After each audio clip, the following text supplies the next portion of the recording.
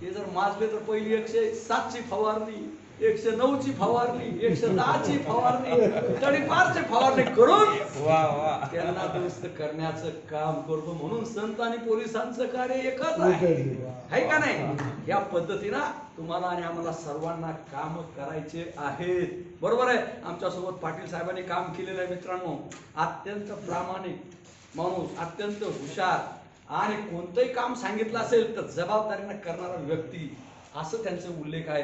आज संग्रामपूरला आम्ही होतो, 2-3 वर्ष माझ्यासोबत काम केलेलं आहे. अत्यंत चांगलं काम. आणि तुमच्या परिसरात ते करू शकत नाही, कारण ते त्यांच्याने जे दुरुस्त झालेले नाहीत ते कोणाकडे येतात? ठेवा. आणि आमच्याकडे आल्यानंतर, मंदिरात गेल्यानंतर जसं तुम्हाला काय मिळतो? प्रसाद मिळतो. आणि आमच्याकडे आल्यानंतर सुद्धा प्रसादच मिळतो. पण प्रसादातला फरक आणि भावाचा फरक आहे. इंटेन्शन महत्वाचं आहे. आमच्याकडे आल्यानंतर काय मिळतं? बाजीरावाचा प्रसाद. आणि इथं तर गोड प्रसाद आहे का नाही? म्हणून प्रसाद कोणता घ्यायचा आहे ते तुम्ही ठरवा, लक्षात ठेवा. आणि तुम्ही म्हणा जाताना एकच सांगून जा साहेब की आम्हाला आता हा मार्ग वाईट पासून काहीतरी करा, आमची सुटका करा. तर मार्ग एकच आहे.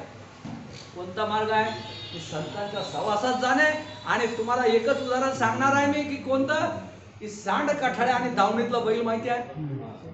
त्याचा काय फरक आहे? फरक आहे का नाही? सांड कठाळ्या आणि दावणीतला बैलाचा फरक काय? दावणीतला बैल म्हणजे त्याचा कोणी धनी आहे, त्याला व्यसन आहे, मूर्खी आहे. बरोबर आहे का नाही? आणि सांड कठाळ्याचा काय फरक आहे? त्याचा धनीच कोणी नाही, तो कुठं लोळतो आहे का नाही? म्हणून आपल्याला काय व्हायचं आहे? दावणीतला बैल व्हायचा आहे का सांड कठाळ्या व्हायचं आहे? आणि याच्यावर तुम्हाला मात करण्यासाठी गीते साहेबांचा एकच उपाय आहे.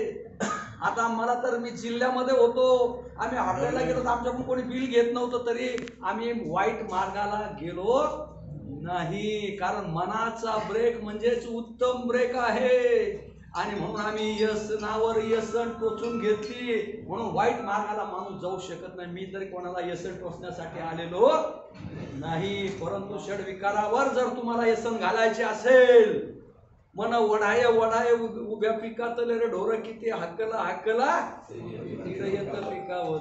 म्हणून मनाला जर तुम्हाला काबूत ठेवायचा असेल, षडविकारावर मात करायची असेल, तर कुणाचे हे देह का देव, कुणाचा आत्मा राम त्याचा तोची जाणे. मी तो हा विचार दुर्लभ शोधावा, केशवा माधवा याचा. या देहावर ब्रेक ठेवायचा असेल तर एकच रामबाम उपाय आहे, तो म्हणजे काय? माळ. म्हणून मी सगळ्यांनाच काय माळकरी करण्यासाठी आलो नाही. भाऊ अशी काही हुशार करा, हुशार डोके फोडा, हुशार मारा, आमच्या काय बापात चाललंय.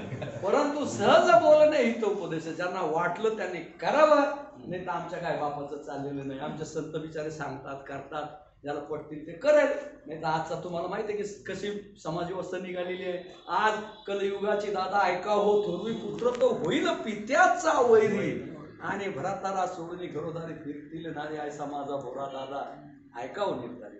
म्हणून हे सगळं संतांनी सांगून गेलेलं आहे. आम्हाला फक्त आचरण करायचं आहे. आपण सर्वजण आलात, येऊन आमचा सत्कार केला, त्याबद्दल पुनश्च ग्रामपंचायतच्या वतीने, सर्व गावकऱ्याच्या वतीने आणि आमच्या बिचारे संत मंत पंथांच्या वतीने सर्वांचे या ठिकाणी शतशः आभार व्यक्त करतो. कारण आता आम्ही रिटायर झाले. रिटायर माणसाचा तर कोणी सत्कार करतच नाही, त्याच्याकडे कोणी दुखून पाहतच नाही. तरी चेहऱ्यावरून करडे भरडे दिसतात पोलीस, हृदयात मात्र फुलंही जपतात पोलीस. मनातही गैरसमजुती पुसा जराशे जवळ या. तुमच्या सारखीच माणसं असतात. पोलीस काही वाईट आहे का? कोणाला तरी आहे. परंतु पोलीस केव्हा वाईट आहे? जेव्हा आपलं कृत्य वाईट आहे तेव्हा पोलीस वाईट दिसतो. म्हणून आपलं कृत्य सद्विवेकाने तुम्ही करा, न्याय नसती भय पुढे तुका म्हणे. एवढंच या ठिकाणी बोलताना माझ्या शब्दांना पूर्णविराम देतो. जय हिंद, जय महाराष्ट्र. धन्यवाद. थँक्यू.